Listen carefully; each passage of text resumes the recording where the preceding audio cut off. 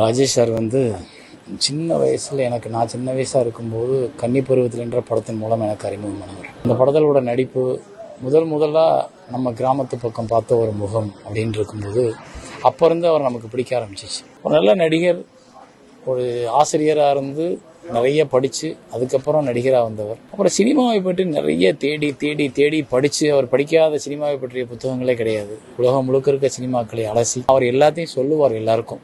அது நிறைய உதவும். அப்புறம் நான் மகாநதியில் வேலை பார்க்கும்போது கமல் சார் அந்த ஸ்கிரிப்ட், அவரோட உள்ள பயணம், மகாநதி. அப்புறம் நான் என்னோட ஆட்டோகிராஃபில் எனக்கு அப்பாவா அவர் கூட ஒரு 25 நாளைக்கு மேலே நான் நடிக்கும்போது எல்லா நினைவுகளும் அப்படியே போகுது.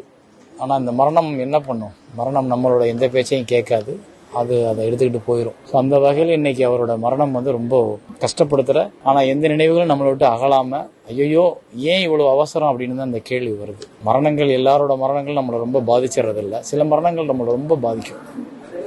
அந்த மாதிரி இந்த மரணம் கொஞ்சம் ரொம்ப கஷ்டமாக இருக்கு.